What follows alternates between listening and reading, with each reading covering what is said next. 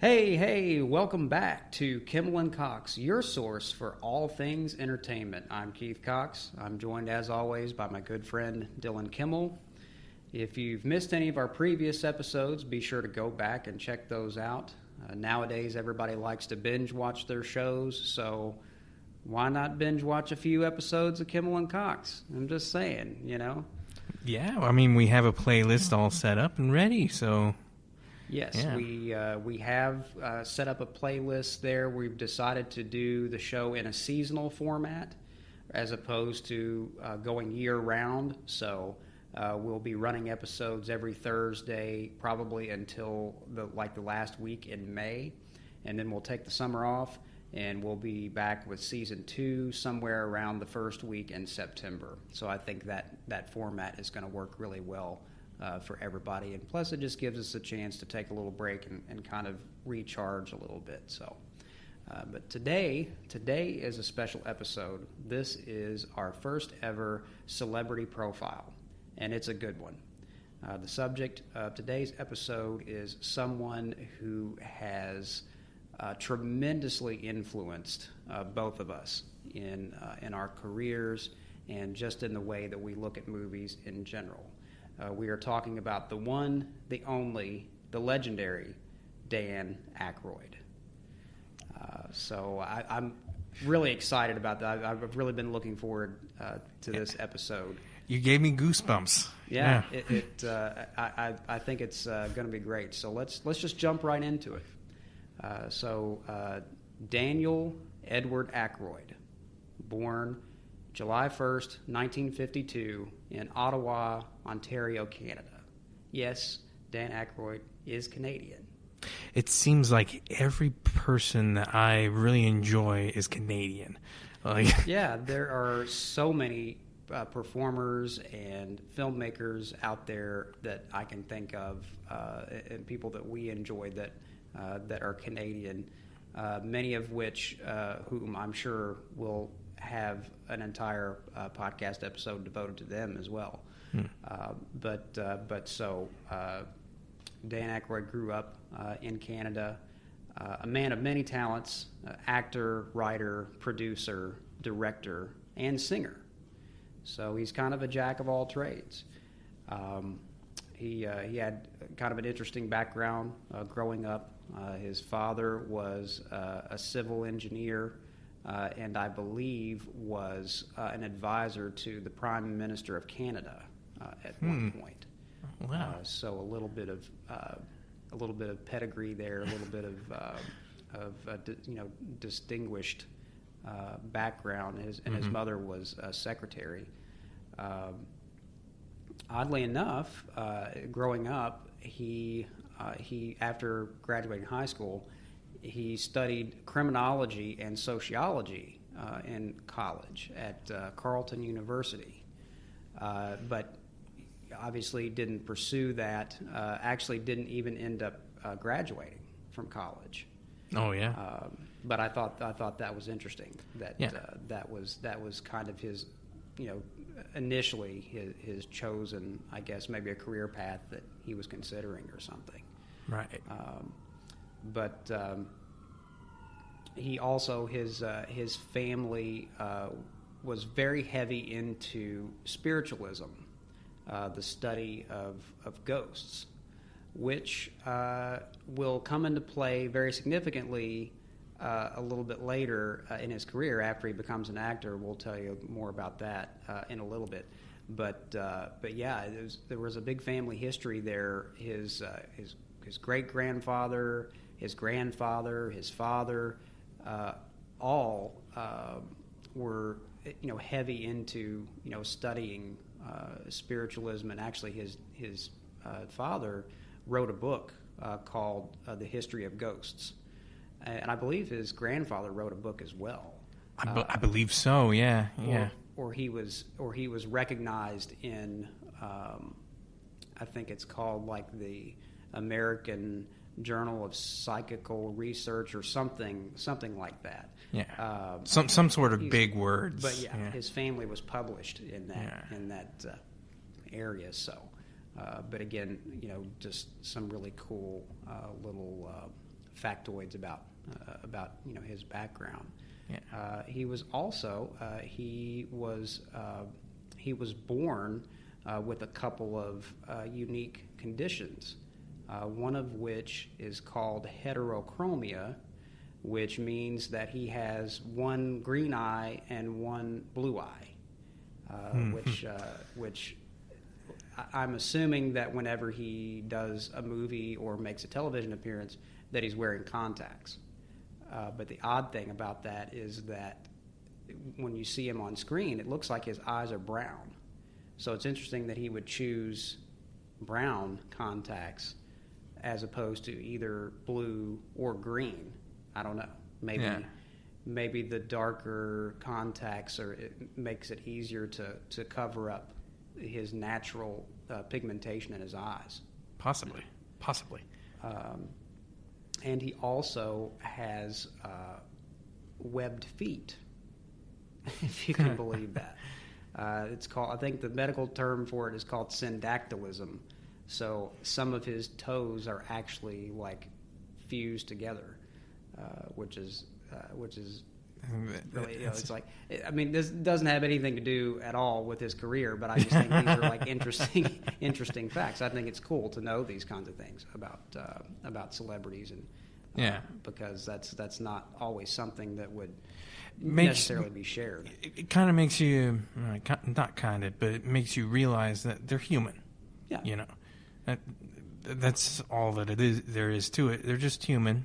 You know, there's going to be just like anybody else. You know, there's going to be a few blemishes here and there, and perhaps something that is a little more common, and that other people out there would be able to relate to a little bit more, is that he was diagnosed with Tourette's syndrome early on, but with treatment, actually most of the symptoms went away by the time he was like 14. Fascinating. So they were able to successfully treat that.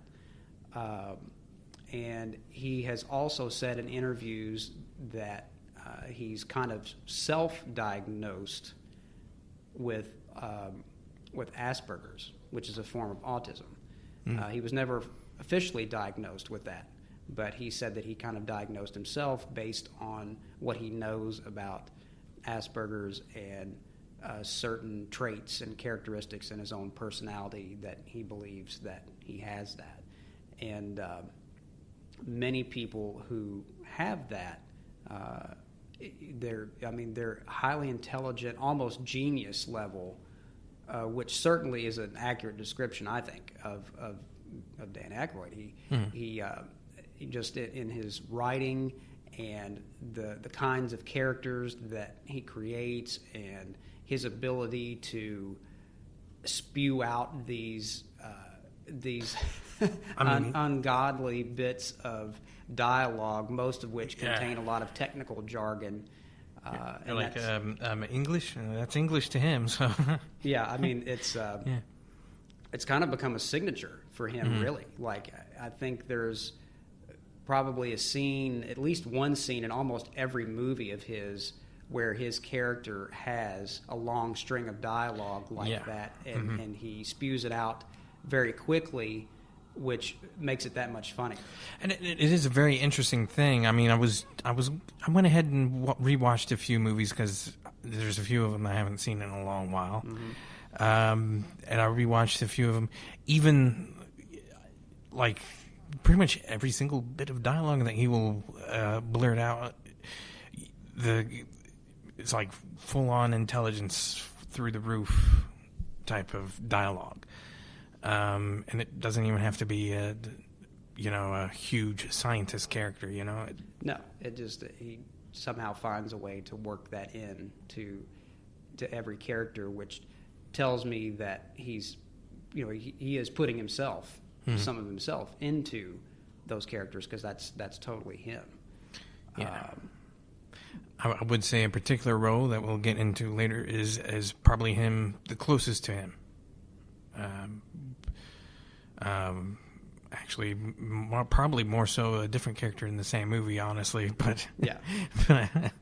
Well, yeah. Let's get into talking a little bit about how he got started in his acting career, because actually before he became an actor, believe it or not, he was a postal worker. He actually worked for the Canadian Postal Service. Oh, wow. As a mail sorter, and I believe he also drove a mail truck. So that was interesting. And then he was always heavily influenced by music, particularly the blues. And early on, he actually managed an after-hours speakeasy in Toronto called Club 505, and he actually did that for several years, and then eventually, he transitioned into performing, and he became a member of the famous Second City comedy group. Yes. And he was actually a part of both the Toronto and Chicago.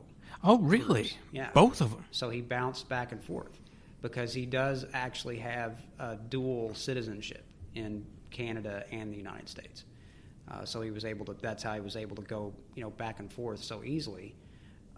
And he actually met, while he was running that club, and when he was part of the Second City group, he actually met John Belushi in a nightclub in Chicago, and that would end up forming a years-long friendship with him that would end up turning out some really good movies, as well as we will see how that friendship really just took both of their careers to a different level.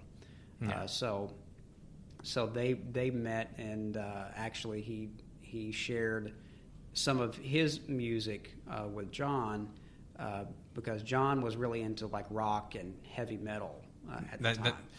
That fits. Yeah, it definitely fits with his just wild, unpredictable personality. Yeah. But Dan shared some blues records with him. He had never really listened to blues. He had never heard a blues record, and he immediately fell in love with it himself. And this would later play a big part in two of the most famous characters that Dan Aykroyd ever came up with.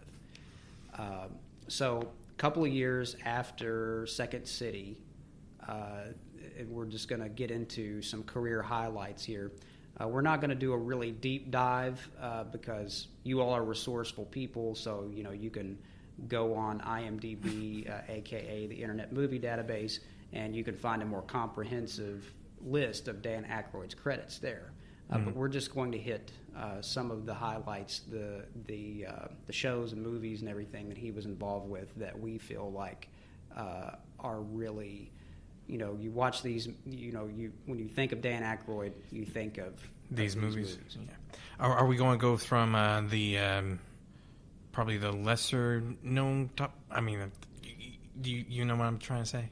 I mean, there definitely there's a few in there that may be lesser known or less popular that are worth mentioning too. Yeah, I'd say less popular. But the big thing that even though he had done a few things before this, we really kind of have to start when you think of his career. You really have to start with his time on Saturday Night Live.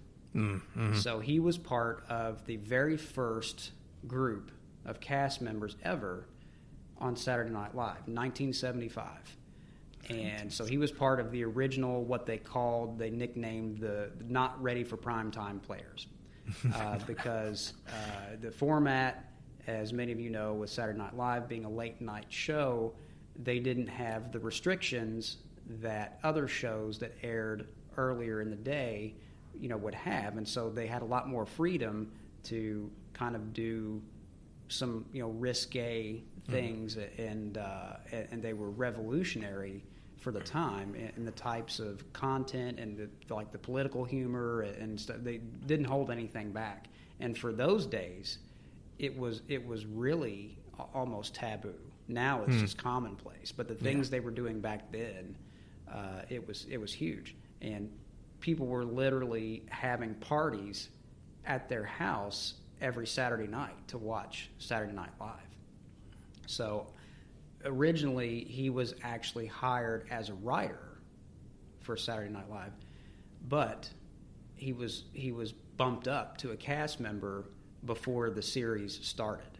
And obviously, the producers saw a lot of potential in him because of his unique sense of humor, his writing ability, and just his comedy is unlike anything else out there. And even today, I think he stands up as one of the best cast members ever to be on the show, because the characters he came up with, he really can't be imitated. No, he has put such a different kind of spin on everything. That era of Saturday Night Live is probably, when I think of Saturday Night Live, it's that era, and then only like a little bit of like the '90s era, where you got David Spade and Adam Sandler and all them. Right. But it's mainly that era, his era, Dan Aykroyd's era, that I'm thinking of the most. Yeah, I agree. I think really after the 90s, maybe late 90s to early 2000s, I feel like it's kind of gone downhill. I haven't watched SNL regularly in a very long time. I honestly don't even know who the cast is now. That's how long it's been for me. I probably don't know either. It probably changed since last time I. But so that was the big break in his career. Starring on that show. And he just came up with so many memorable characters. You had like Irwin Mainway, who was like a sleazy. He was like a sleazy. He manufactured like children's toys, but they were always like really, really dangerous children's toys, like a bag of glass or something like that. And he was always going on these talk shows and trying to promote this stuff. E. Buzz Miller, who was like a late night talk show host. Beldar Conehead. And of course, Elwood Blues, which Jake and Elwood Blues, the Blues Brothers, they were not created on Saturday Night Live. They had actually, and we'll kind of get into this more if we ever, we'll do an episode about the Blues Brothers, but actually, he and John Belushi had been performing in character as Jake and Elwood in various clubs around New York and other places. Yeah. But their first public appearance, or at least television appearance, was on Saturday Night Live. So that's where everybody first saw them, and so they thought that those characters were created through SNL. And gosh, there's just so many others that I can think of. We can't forget about Fred Garvin, male prostitute. I mean, where it's like, it's like, where would somebody come up with things like that? I mean, only the mind of Dan Aykroyd. Yes, yeah. But yeah, certainly a lot of great people came out of that group of cast members, and it really helped to launch a very long movie career. Probably the first movie that I would say that's even worth mentioning or talking about was in 1979. It was a movie called 1941. Oh yes, yes. Which it's a World War II comedy directed by Steven Spielberg, actually, in one of the few straight comedies that he has ever done. I can't recall him doing too many comedies like that ever again. No. It didn't really go too well at the box office, though, did it? No, it was not really well received. It's worth watching. It is funny. It does have some great moments. It's the first movie that Dan Aykroyd and John Belushi worked on together, although they didn't. Their characters didn't interact with each other. They only had one scene together in the whole movie, and it was a funny moment because the two of them just kind of like stopped and kind of looked each other up and down for a second, like they had this flash of recognition, almost like they knew each other. Wait a minute. Which was a little bit of a nod to the fact that they already had a well-established real-life friendship. So I thought, that was really good. But it's watchable. I wouldn't put it on the list of his greatest movies, but it was his first really big feature film after being on SNL, and then that would his second collaboration with John Belushi will perhaps always be his best, which is of course the Blues Brothers. Yes, when they decided to make a movie, and to kind of delve into these characters a little bit more because people had only seen them on SNL, and this was the weird thing. It took off so well on SNL that they became a legitimate singing group. They did. already had an album out by that point, which was their best-selling album, Briefcase Full of Blues. It was their first album. It was released in 1978 at the height of their popularity on SNL. And they were touring, and they were opening for acts like Steve Martin, and so everybody was already familiar with the Blues Brothers before the movie. Some people out there think that the whole Blues Brothers thing started with the movie, but that's not the case. They were already established characters by then. But Dan Aykroyd wanted to explore those characters a little bit further, and where did they come from? How did they come to be? And it's certainly, out of the three movies that he and John Belushi worked on together, it is by far the best, and is also one of Dan Aykroyd's best movies ever. It's that is also one of the very few musical movies that I will watch. Yeah. Musicals can sometimes be a little bit taxing on it's a little overkill sometimes. Yeah. But yeah, very, very entertaining movie, and I would highly recommend it to anybody. Dan Aykroyd has the rare distinction of starring in two movies that are in my top 10 greatest movies of all time for me. The interesting thing about Dan Aykroyd that I've really I've started to notice a little bit.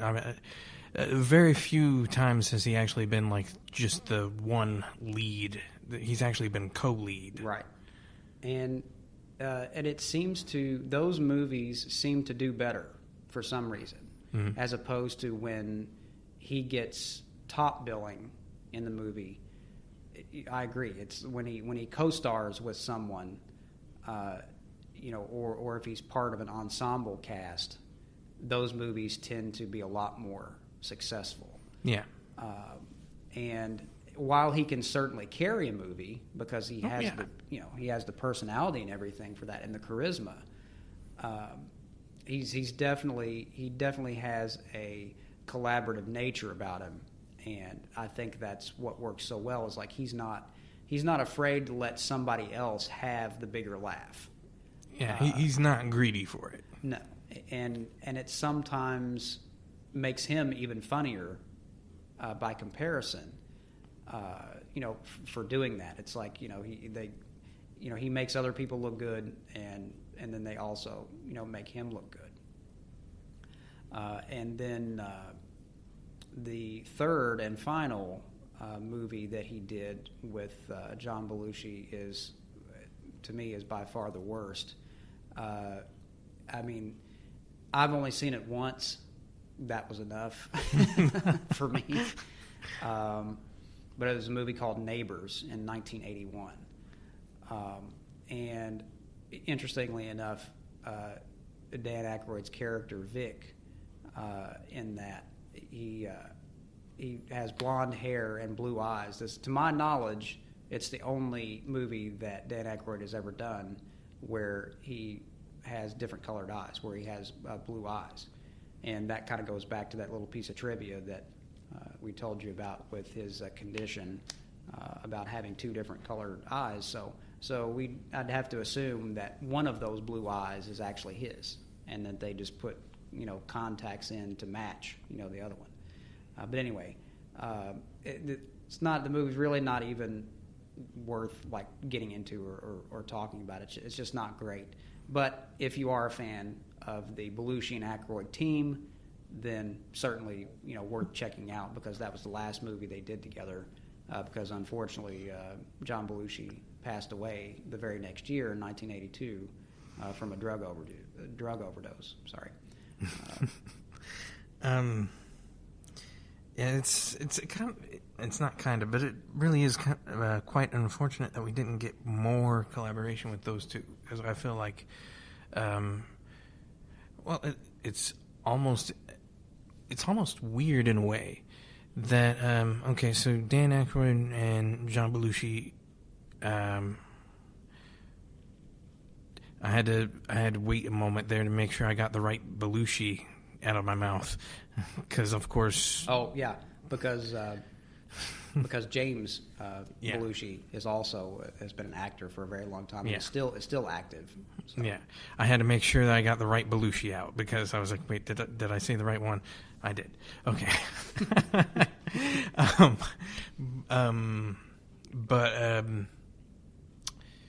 And the funniest thing is I completely forgot what I was saying. Didn't know where you were going with that. I completely forgot. Oh my goodness. Oh, that's okay. Yeah. Okay. I got it back. It's an interesting kind of thing. I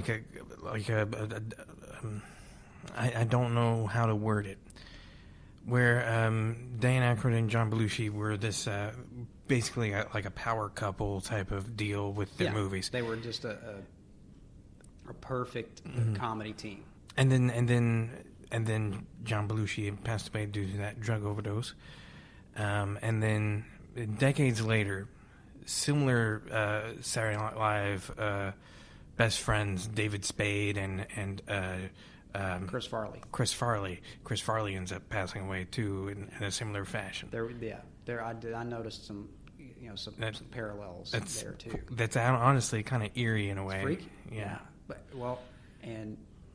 because Chris Farley idolized John Belushi. He did, didn't he? Actually, the crazy thing was that he passed away at the same age. Oh wow! As John Belushi, just really, really spooky parallels there between their lives. But, eerie and sad at the same time. Yeah. But regardless, we still end up getting some great things from Dan Aykroyd afterwards. I'd say he took a lot of that pain that he had from losing that friendship, and he did what he did best. Yeah, it as much as that crushed him and rocked his world, it certainly didn't take him down, didn't hurt his career, because I would argue that his career just continued to skyrocket. Even after that. Actually, 1983 was a pretty big year for Dan Aykroyd in movies, beginning with Dr. Detroit. Don't know if you've seen that. I have not actually. No. You should definitely check it out. It's not a movie that is usually mentioned as one of his greatest. But I think it's good. I think it's definitely showcases his ability to come up with these off-the-wall, zany characters. He plays Professor Clifford Skridlow, who is this really nerdy guy. He's a little... he's got all of these quirky personality traits and just your typical nerd, really. Somebody that most people probably wouldn't pay attention to or whatever. And he inadvertently gets caught up in this with pimps and hookers and he ends up taking on this. He basically the girls, these hookers, they've gotten themselves into a big mess, and so he agrees to help them out, and he takes on this personality of he creates this alter ego called Dr. Detroit, who is the opposite of Clifford. He's kind of a badass in his own way, and he's confident but you really should check it out. It is worth watching, and a lot of great characters in there, and actually Dan Aykroyd met his wife Donna Dixon on the set of that movie.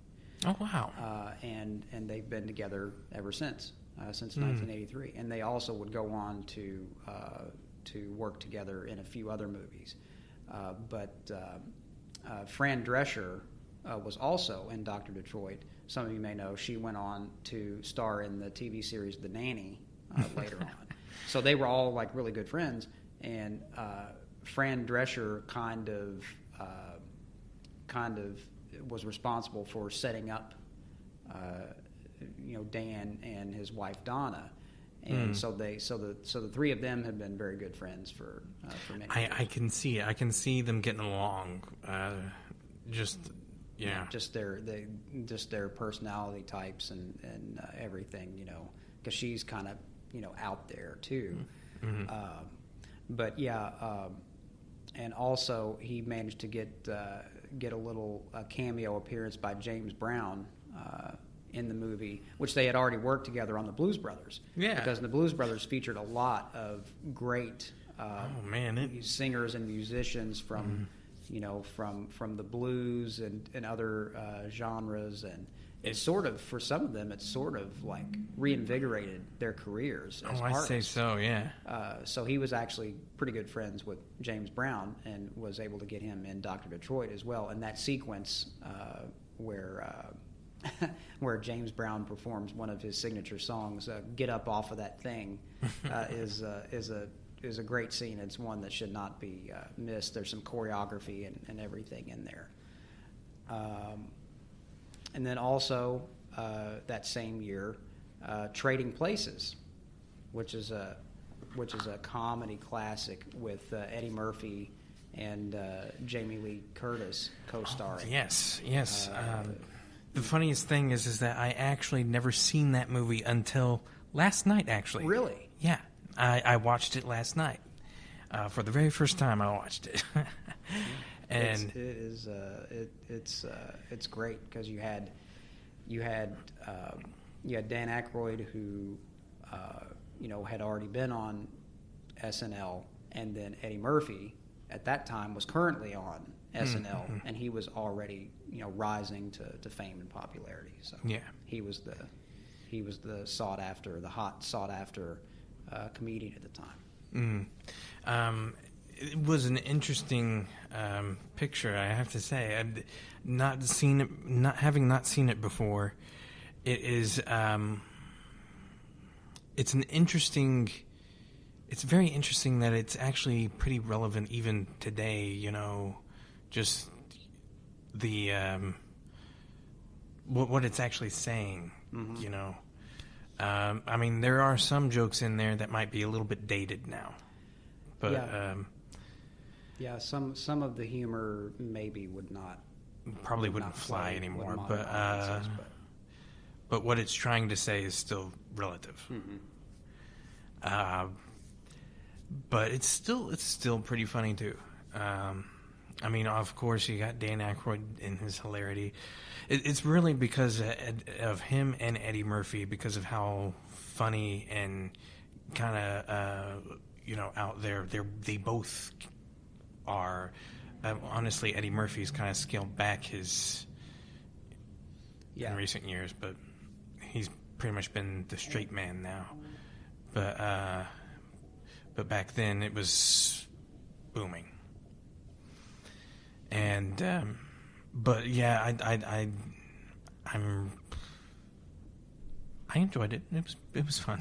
Yeah, so. It was definitely it definitely belongs up there with some of his some of his best movies, I think. And then you had Twilight Zone, the movie, also that same year. Now, I remember actually seeing that movie when I was probably 7 years old. Oh, wow. Yeah, and that first opening that there probably freaked you out a little bit. Oh yeah, oh yeah, it did. I was like, oh my goodness, no! Change the channel, change it back. I changed it back. I mean, the Twilight Zone series was freaky. I mean, yeah, it was scary. Black and white. You wouldn't. I don't think anyone like modern day kids probably wouldn't think a black and white show would be scary. That show is scary. I mean, black and white or not, it's. Yeah, there's something about that kind of adds to the suspense. You want to see something really scary? Want to see something really scary? Yeah, that's a great moment. Dan Aykroyd only appears at the beginning and the end of the movie because the movie is set up in kind of this vignette style where there's like all these like little stories within the movie. And so they don't. It's not really clear whether the hitchhiker at the beginning of the movie plays a hitchhiker, and the ambulance driver at the end. It's not really clear if it's supposed to be the same character, or if it's the guy. I won't spoil that for you, but the guy that he scares, like at the end, we're not sure if maybe if he's just hallucinating or something, and he thinks the ambulance driver is Dan Aykroyd's character. That part of it is not really clear. Yeah, it's kind of vague, but maybe that's for the best. Leave it to the audience's interpretation. Yeah, it makes it a little bit creepier. And this was, I believe, the Twilight Zone was actually the second time that Dan Aykroyd had worked with John Landis. Oh, really? No, I'm wrong. Third time. Because John Landis directed Trading Places as well. So that starting with the Blues Brothers, that began a long time collaboration with director John Landis, and a couple little pieces of trivia. Actually, I think before, I guess. Well, yeah, it was before everything happened with John Belushi. Originally, Dan Aykroyd and John Belushi were considered for the lead roles in An American Werewolf in London. Oh, really? And they really wanted them, but at that time, John Landis had decided that he wanted to work with new actors. He wanted to work with new faces because he had already worked with Dan and John before. Yeah, so that role end up going to. I want to get the. It was David Naughton. Okay. Was the lead. Yeah. And which is another, it's unrelated, but that's a really good movie as well. And then something I forgot about actually, going back to Dan's time on SNL, he was originally considered, or actually he was the front runner for the role of D-Day in the movie Animal House, which was released in 1978. Interesting. And because of his his a penchant for creating these like really crazy characters, and also because if you remember, if you've seen Animal House, D-Day is like a biker, and Dan Aykroyd has a love of motorcycles. He actually for a while was actually part of a motorcycle club called the Black Diamond Riders. I could have actually seen him play that role, honestly. Yeah, I could have too. And the only reason he didn't was because Saturday Night Live would not let him out. Because John Belushi was already starring in it. Yeah. And so Lorne Michaels actually threatened to fire Dan Aykroyd if he had done the movie, because he felt like he was too valuable to SNL. Like they couldn't afford to have two of their star cast members gone, to film a movie. So, but that's just a little interesting tidbit there. So moving on up to the next year, 1984, would probably, aside from the Blues Brothers, this would probably turn out to be, in terms of lifelong success and everything.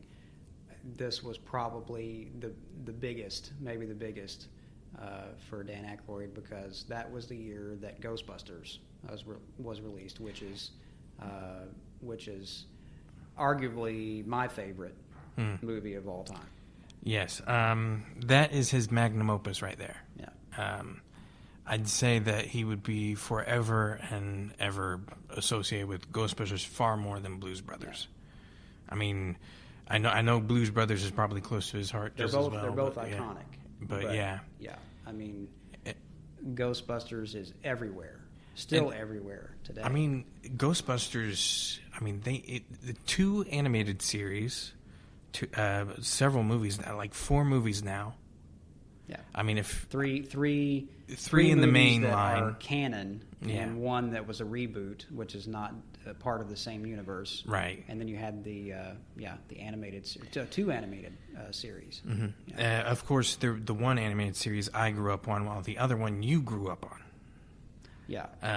Which is funny because honestly, you got the better one. I got the hand me down. Yeah. What is this? Like, right. Honestly, they were probably piggybacking off of the Men in Black, because Men in Black having a similar animation to that one. They were piggybacking off of the success of that, I'd say.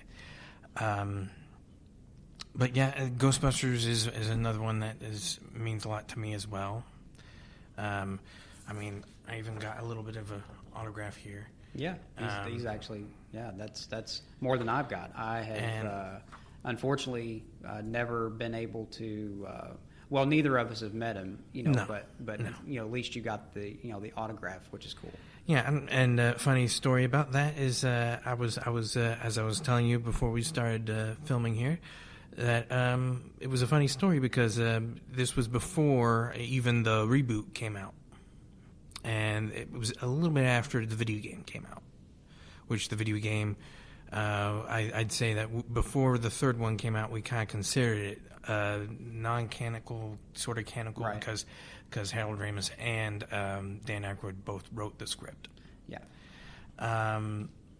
Definitely. I think the 2009 video game is definitely canon. I mean, for a while we thought that was going to sort of serve as a third movie, because they had been talking about doing a third movie for so long, even as far back as like 1999, and we just got to a point where we're like, is this ever going to happen? The video game came out, it's like it wasn't a movie, but it was almost just as good because all the original cast was back. Yeah.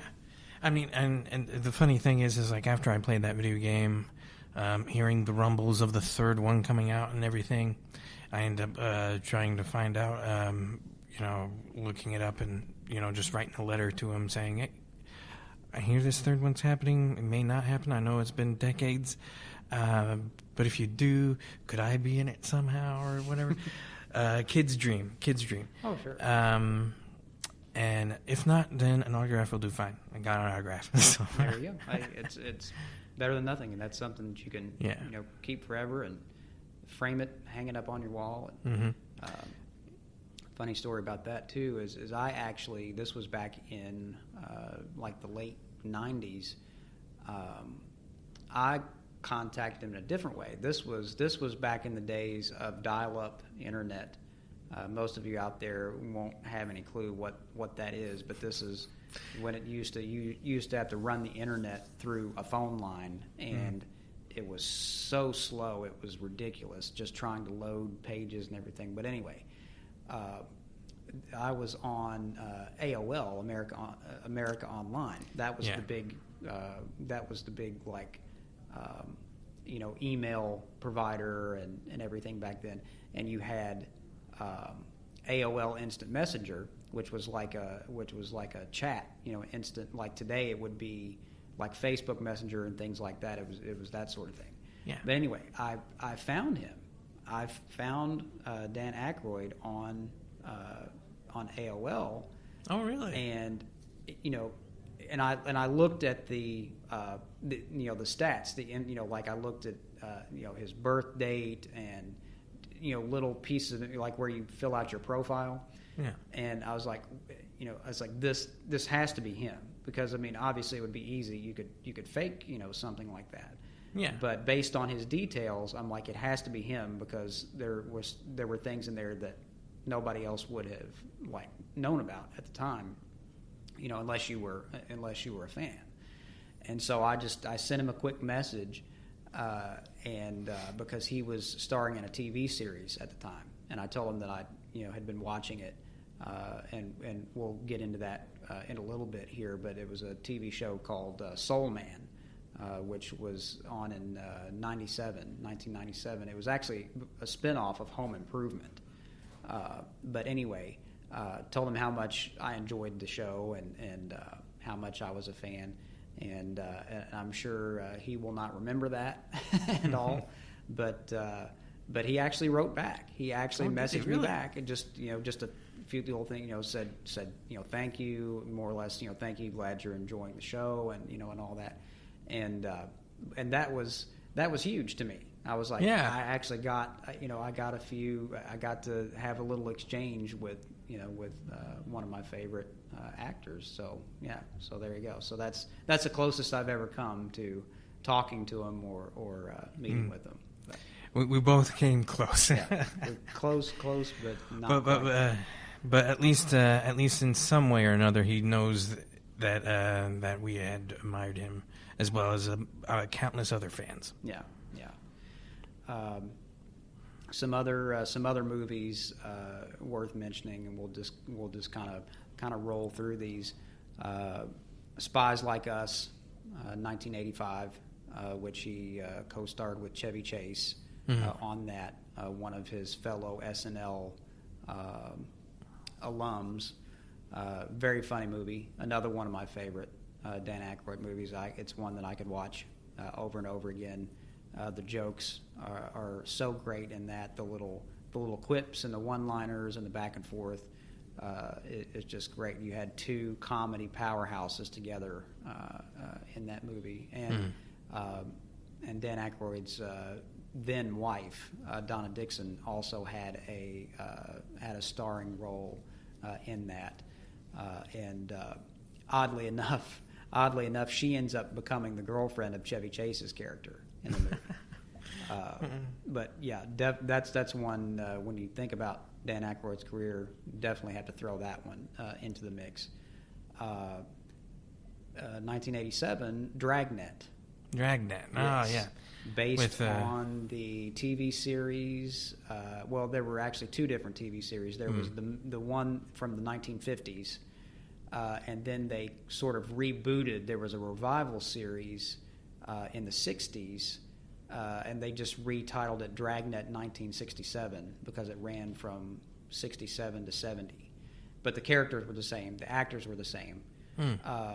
And so the movie was based on that TV series because Dan Aykroyd was always a big fan of Jack Webb, who played the original Sergeant Joe Friday.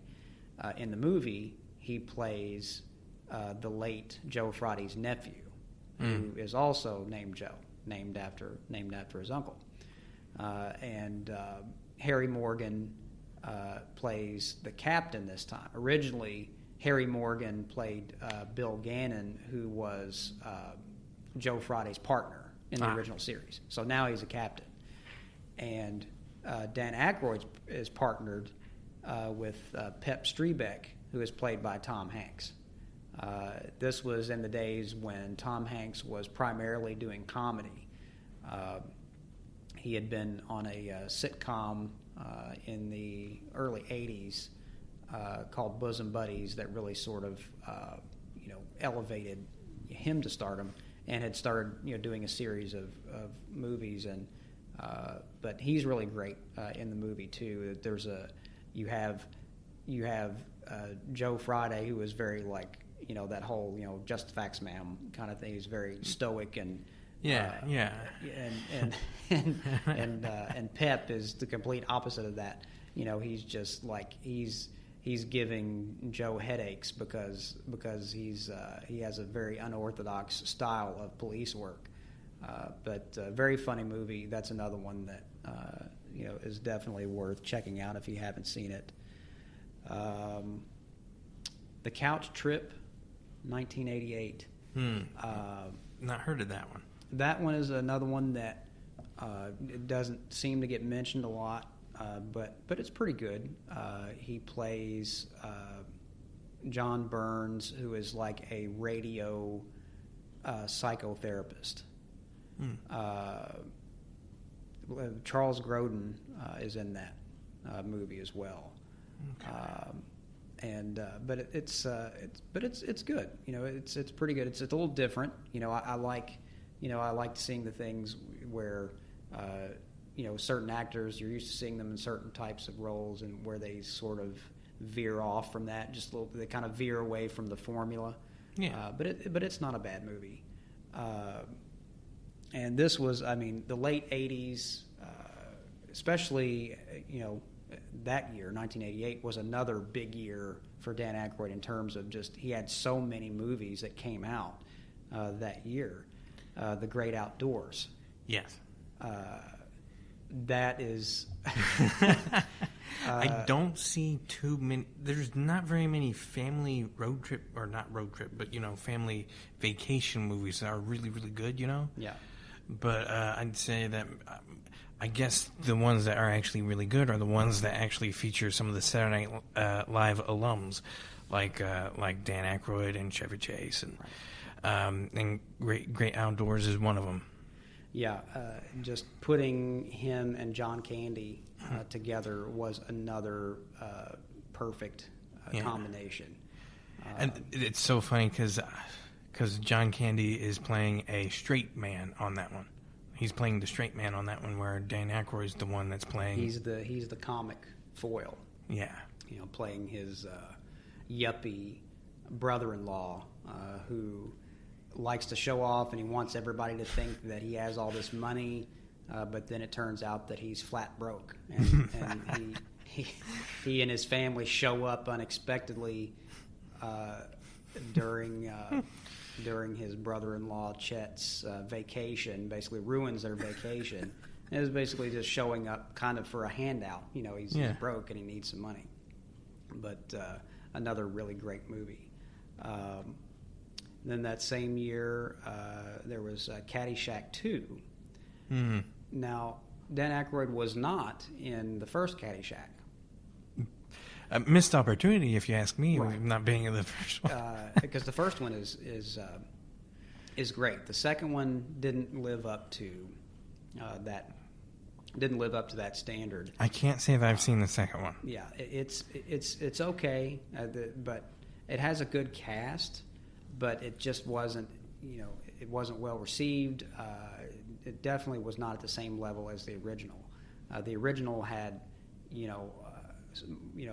comedy giants like Bill Murray and Chevy Chase and Rodney Dangerfield and Ted Knight, and the only one who came back for the second one was Chevy Chase.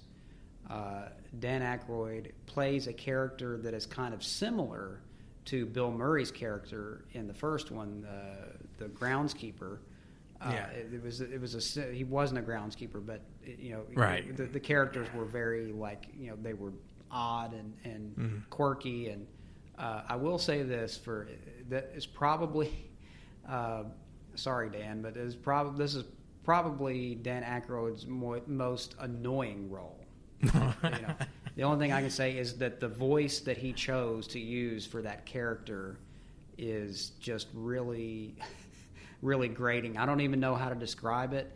It's a little bit of like going back to his parody of Julia Child, and Okay. it's like a combination of that and something else. I can't really put my finger on it, but it's like like he kind of talks like this the whole time, and it's like it's very yeah.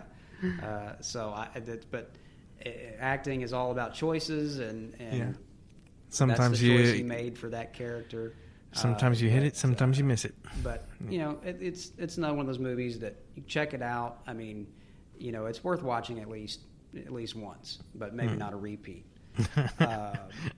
And then also that same year, My Stepmother is an Alien, which is I think is a good movie, pretty funny movie, because it's a little bit different again than what he's used to. He plays a scientist in that, and who ends up coming into contact with an extraterrestrial who is played by Kim Basinger in one of her earlier roles.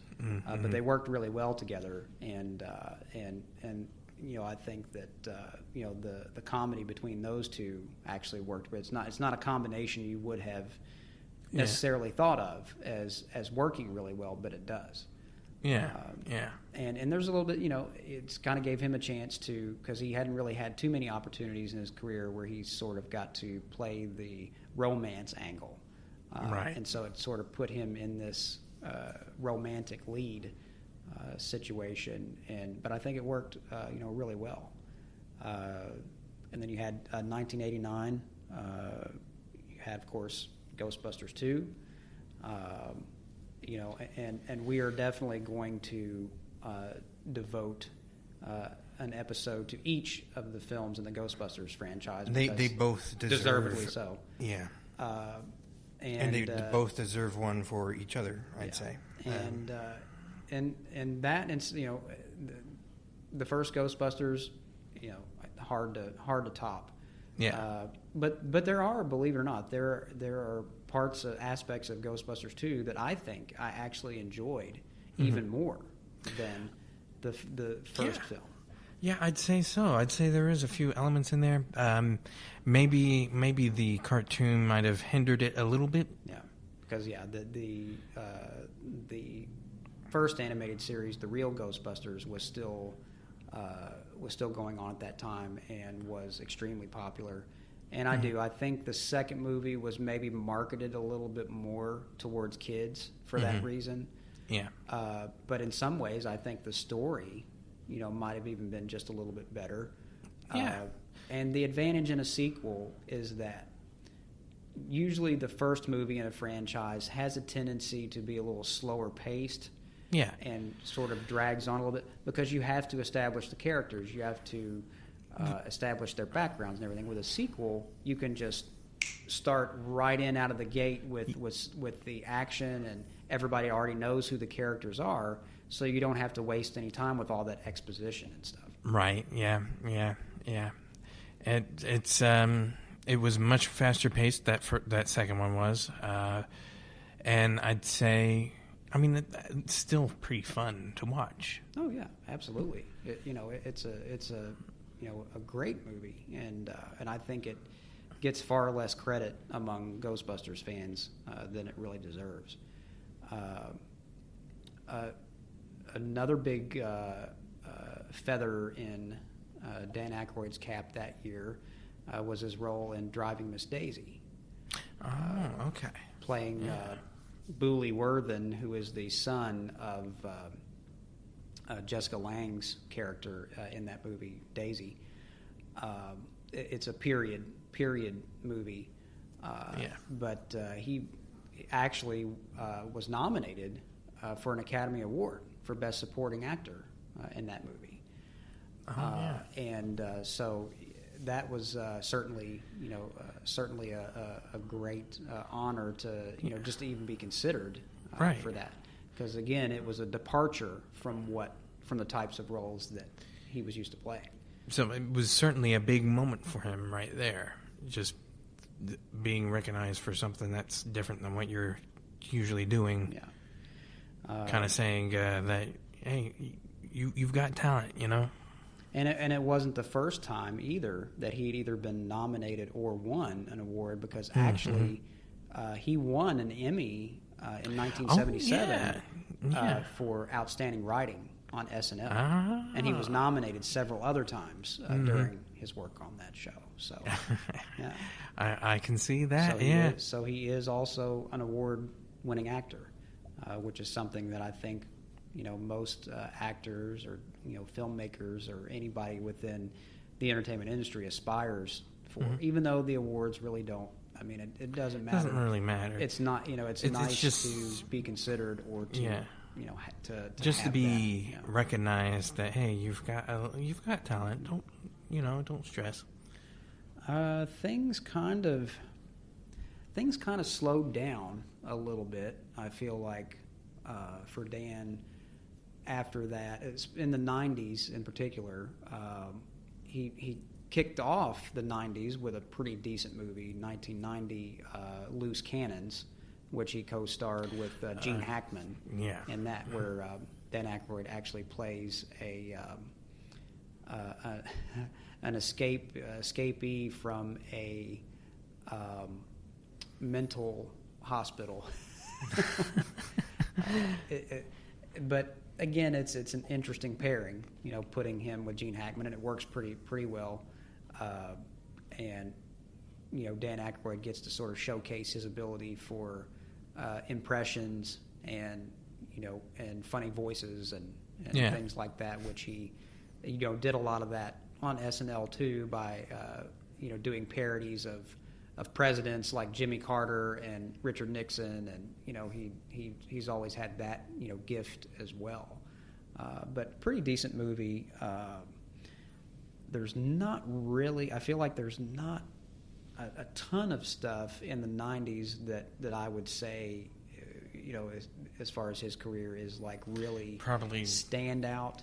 I mean, aside from a little cameo in Casper, I can't. Right.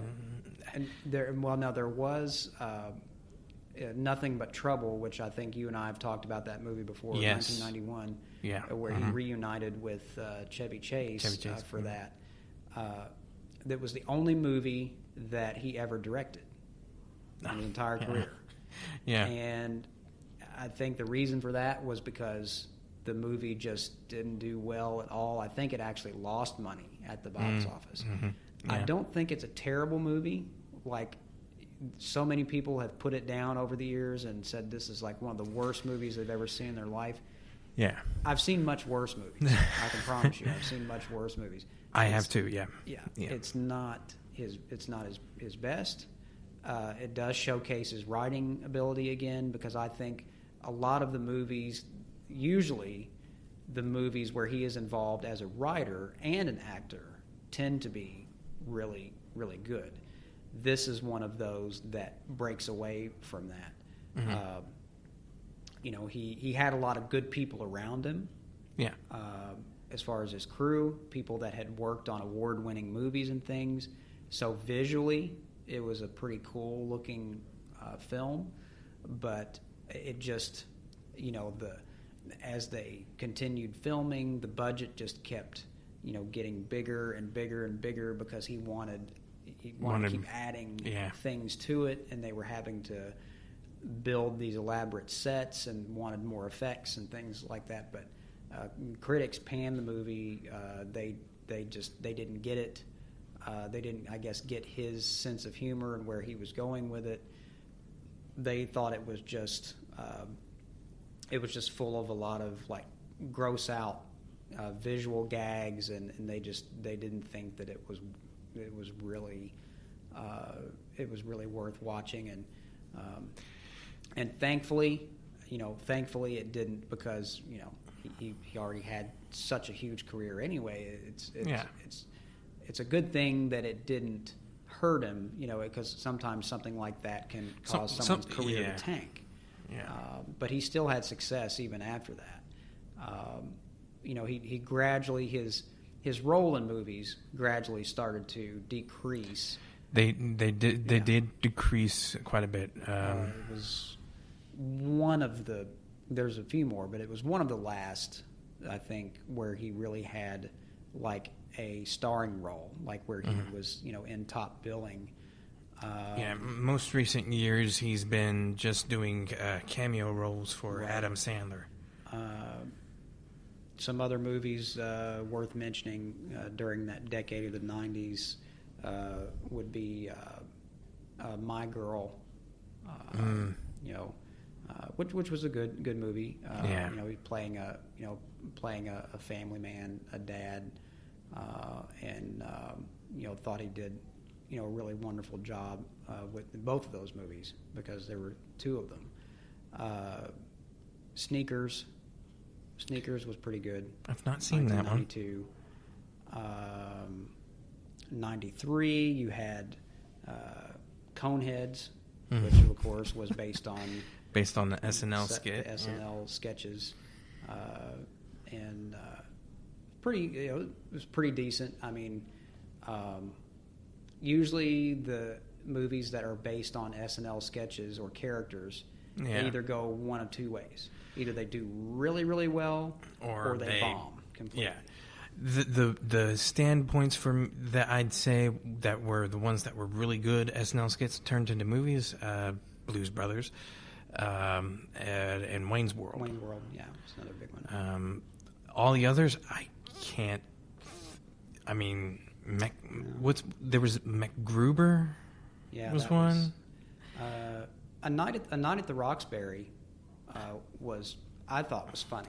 That one actually was it didn't do too well, but I agree. It was actually pretty funny. It was But I think this was Coneheads was another attempt to maybe try to bank on the success of. You think that one? Like Blues Brothers and. You think that one might have been a little too late? I think it was a little bit too far removed from SNL, where the Blues Brothers was right there in that sweet spot. It was just after Dan Aykroyd and John Belushi had left, because they left Saturday Night Live in '79, and Blues Brothers came out in '80. I think there was maybe a little bit too much distance there, and that could have.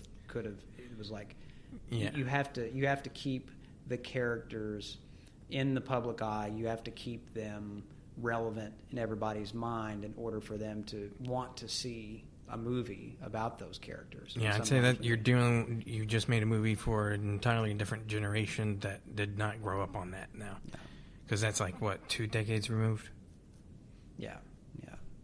So that certainly played a part in it, I think. We mentioned the My Girl movies. The second movie came out in '94. You had, from there on, it was mostly, like we said, a lot of either cameos or significant but smaller roles, memorable roles in films. Yeah. Tommy Boy as the Zelensky, as he was the auto parts guy that was in competition with Chris Farley's dad's character in that movie. Casper. Now, the only reason we mention Casper is because of probably one of the best Dan Aykroyd cameos ever in a movie, where he actually appears as Dr. Raymond Stantz from Ghostbusters. Casper's canon. Yeah, it is. That's the funny thing.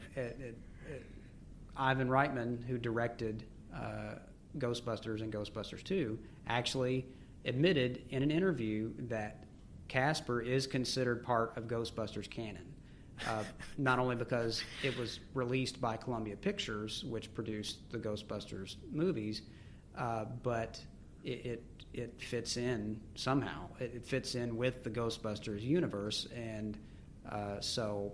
And if you later on, if you watch the most recent Ghostbusters movie, it kind of fits with the timeline. Because basically by that point, explains why he's all by himself. Ray is by himself. The rest of the team is not with him. So anyway, just go ahead and put that into your Ghostbusters watch-a-thon. Yes, you can certainly add that to the Ghostbusters movie, even though it's a very quick appearance. But it's great and worth watching just for that reason. He did Sergeant Bilko. Yeah, Sergeant Bilko. In '96 with Steve Martin. The same year, he did Celtic Pride, which is actually a really funny movie. He co-starred with Daniel Stern and Damon Wayans in that movie. That's the one I'm thinking of. Yeah. Dan Aykroyd's character Jimmy is he and Daniel Stern's character. They're like Boston Celtics super fans, and at that time, the Utah Jazz is really just wreaking havoc on the Celtics, and so they get this brilliant idea that they're going to kidnap the star player of the Jazz, which is played by Damon Wayans. And a lot of really great jokes and great. I think that's probably of his slightly later career. I think that's one of the better. But there's some other pretty good movies there towards the end of the '90s. My Fellow Americans, where he plays a former president. Mm-hmm. You know what? I couldn't get into that one, but that's probably because I'm not all that into the politics. Yeah, and I'm usually not either. I'm not a very political person, but it had a great cast too. Oh yeah, I will say Jack there was Lemmon and James Garner. Of course, the sequel to the Blues Brothers 2000. Oh yes, with John Goodman. And Who played the kid?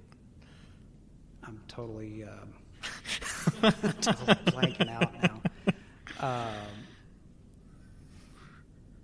What is his name? Joe Morton. Morton. I can't believe I couldn't remember his name. But he. The weird thing is that the title was Blues Brothers 2000. It didn't come out in the 2000s. Yeah. I'm not sure if it was intended to be released in 2000 as like a millennium kind of, this is the Blues Brothers for the millennium. I don't know. Who knows why these decisions get made in Hollywood, but from then on, John Goodman, it was hard to come up with somebody to replace, John Belushi, but John Goodman, I think, did a really good job. He's playing a completely different character, obviously. Yeah. But he brought his own blend of comedy to it, and from then on he was accepted into the Blues Brothers family. It should also be noted that during the 90s, in 1992 actually, Dan Aykroyd founded the House of Blues. Oh, so yes. For those who didn't know, the House of Blues is owned by Dan Aykroyd, because his love of that music, and there are House of Blues locations all over the country, all over the world, really. Mm-hmm. And they're still performing today. He actually, along with James Belushi and sometimes special guest, John Goodman, they still tour. They have special concerts. Usually it's for like the opening of a new House of Blues location. But they're still, Dan Aykroyd is still performing today as Elwood Blues. Yeah, I mean, I believe Dan Aykroyd did a little bit of a cameo appearance on one episode of According to Jim for Jim Belushi. He did make an appearance on that show as well. I think maybe a couple of times. Yeah. And they're still, great friends today, because oddly enough, James Belushi actually has gotten into the cannabis business now, and he has a cannabis farm out in Oregon. Oh, really? And he has worked with Dan Aykroyd to put out one of their products is called the Working Man's brand, and it's like they're pre-rolled marijuana joints that come in like almost like a kind of looks like a pack of cigarettes, but he went to Dan and basically asked for his permission to use the Blues Brothers brand to sell that particular strain or whatever of that his product. And of course, Dan wasn't going to say no. He had some stipulations, certain things that he wanted, in the product. Yeah. But other than that, he gave his seal of approval and put his stamp on that. So that's out there now for those who like to partake. You can obviously you can't have it shipped to states where it's not legal. Right. But they are branching out. There's more and more states that are starting to offer that where it's legal. But anyway. And I think we're kind of running low on time here. So there's so many things, so many more things that we could talk about. I guess some other things worth mentioning. Again, the rest of Dan's career is mostly made up of smaller roles and cameos. Yeah. Some that are definitely worth watching. I was thinking in particular about his roles in 50 First Dates. Yes. With Adam Sandler, where he plays a doctor. Yeah. It's a very funny role. That one's pretty good. And I Now Pronounce You Chuck and Larry. That Also one. with Adam Sandler, but with Kevin James as well, where he plays a fire department captain. Some of the most hilarious moments in that movie came from that one's pretty funny as Dan well. Aykroyd. Yeah. The funniest thing is that I'm even thinking of it's not really all that good. At least I don't think so. Christmas with the Cranks. Oh yeah, that's a good one. And you did like that? Yes, certainly. It does have its moments. Yeah. Favorite Christmas movies, I would probably stick that. Probably would. Yeah. Again, there's so many more things that we could cover. We could really go on and on about Dan and his career, but we have to wrap it up at some point. So I would encourage all of you definitely go on IMDb, take a look at just his massive list of credits. And start watching his movies. There's a great catalog of movies there. Yes. You're going to laugh your head off. I assure you. Even the ones that are not, not outstanding or amazing. For a lot of them, just his presence in the movie, I think, it really elevates it. Makes them better. It elevates them. I don't know if Dan Aykroyd will ever see this episode or not, but if you do, Dan, we'd just like to say we hope we have the opportunity to meet you someday, just to shake your hand and say thank you. Thank you for infecting us with your unique sense of humor. Thank you for showing us what good writing looks like when it's brought to life on the screen. Thank you for inspiring a collaborative spirit in us. Thank you for showing us what it takes to create iconic characters that we will never forget. Thank you for shaping the way we look at movies. And just thank you for the monumental influence you've had on both of our careers. Thank you, sir. You are the best. Okay, well, that's just going to about wrap it up for today. But before we go, I just want to remind all of you, be sure to follow us on all of our socials. You'll find those links on the bottom of your screen, as well as down below in the video's description. You can also catch our podcast in a variety of other places besides right here on YouTube, and those links will be available in the video's description as well. And leave your likes and comments for us. We would love to hear from you. You can send us a comment, on our YouTube channel or on our socials. You can also email us. You can email us on our official podcast email, kimmelandcox@gmail.com. Talk to us. We'd love to talk to you. We just want you to join in on the conversation with us, and that just makes it more fun for us. And, we don't have to just always sit here and listen to each other talk. We can bring you guys in on the fun. And be sure to check out our Patreon page as well. We need your support. We can't do this without you. We can, but it's certainly a lot easier if we have the support of people like you, our viewers and listeners.